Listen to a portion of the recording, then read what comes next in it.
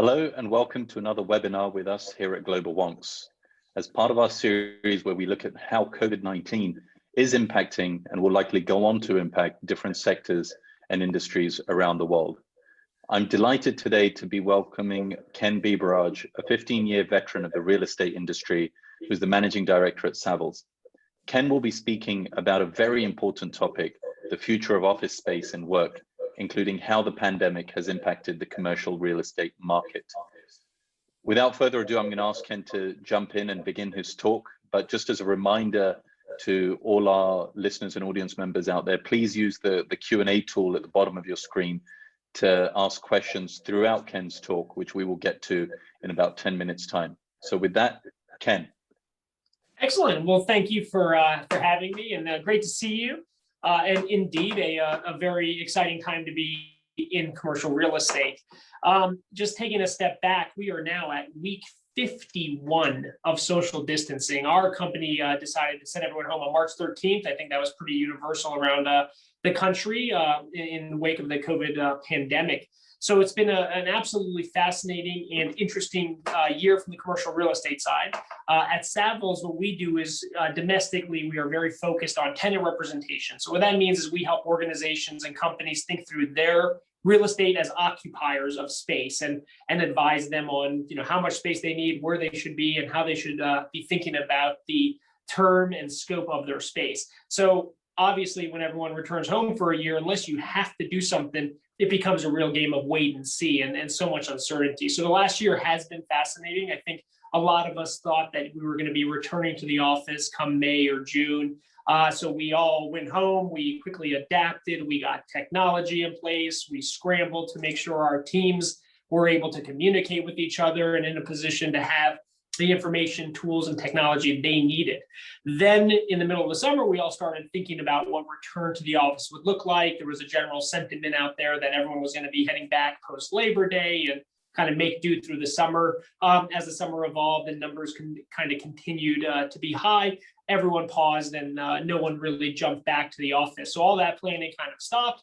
Everyone continued through the summer. And now that we're in a new year and post the new year and the vaccine distribution on the increase, weather getting better, it seems like everything has picked back up in a more material way with planning and forecasting for your future. So when you're thinking about this from an office perspective, top of mind for all of our clients is how do you actually repopulate the office? How do you return? What should you be thinking about as you're preparing your team to get back to work physically in some type of way over the next 6 to 12 months? That coupled with what does the future of your space even look like? What are you going to be needing and wanting a year from now, 2 years from now? How do you think about onboarding and growth? So there's been a few trends that I'd love to highlight today that we've seen over the course of the last year in our advice and conversations with clients. The first is choice.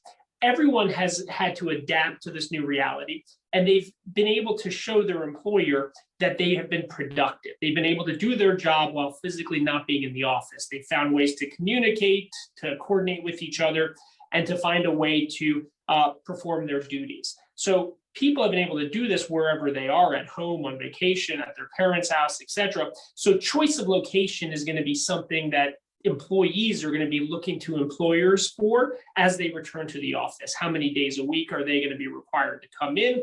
How do they work their schedule? What choice are you providing to them? In line with that, what we're seeing from the real estate advisory side is we're having a lot more conversations with chief people officers, with human resources at the table.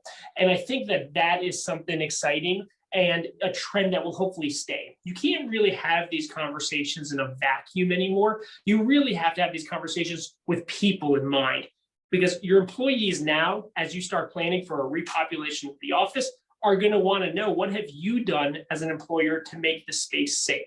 How are you going to be doing contact tracing and onboarding and return in an appropriate manner to your office? And you've had a year to think about it. So employees, I believe, are really going to be looking to the employers about how they're going to do that.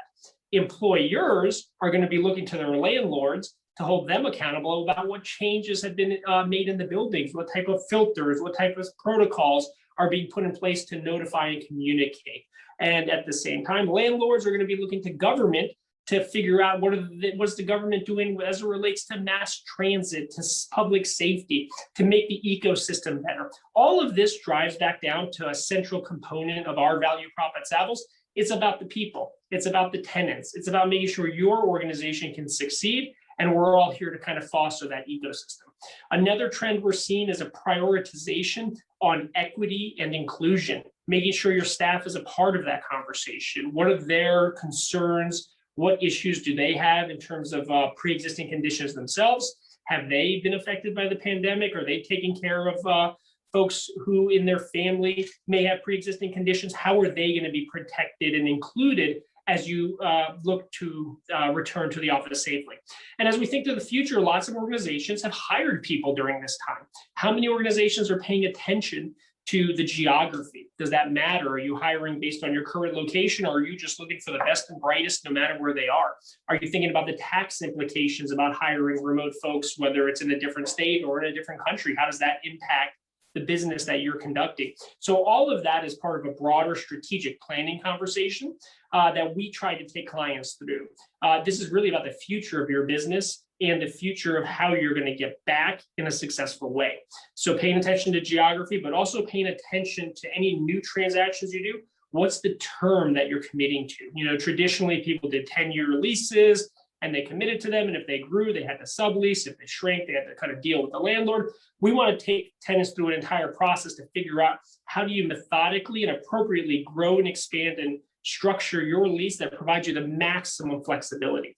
In the line of flexibility, one of the biggest trends over the last 10 years has been this explosive growth of co-working and flex office and lines of WeWork and Convene and so on. That sector has had a lot of challenges to date over the last year with folks not being in the office. The drawback of short-term arrangements and flexibility is people can leave those spaces. But if you look back to what's going to be happening in the future, tenants are going to want more flexibility coming back. So in the short term, some of these providers may have challenges, but in the long run, we're pretty bullish that the model of flexibility and short-term rental for office is going to continue. More landlords are looking to get involved in it. Industrious has structured a new deal with CBRE where they have a new stake and they're actually going to be doubling down on flex office. So it's going to be interesting to see how that all plays out.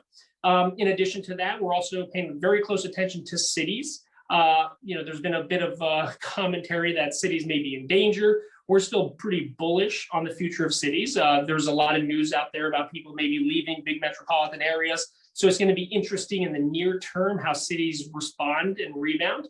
With the $1.9 trillion relief package passed last week, it'll be interesting to see how that will help support cities. A very small portion of that, $28 billion being devoted to restaurants and hospitality.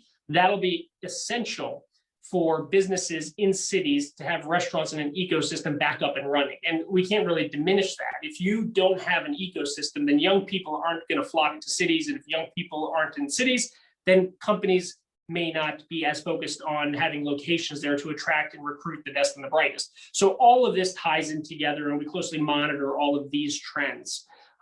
So at the end of the day, it's going to be about communication, about engagement, and about involvement with your team as you think about returning back to the office. So I think hopefully that provides a little bit of a framing about how we're thinking about things, how we're advising clients as they plan to repopulate the office in a safe and prudent manner, but also how we're thinking about the future to ensure you have flexibility and are focused on recruiting and attracting the best talent for your space. Because at the end of the day, the office is still a place where you can go to collaborate, to coordinate, to communicate, and to build a team in an ecosystem. And young people from all the surveys that we've had remain very interested in the opportunity to seek mentorship, to socialize, and to have a place where they can go to build relationships and build their career for the long run.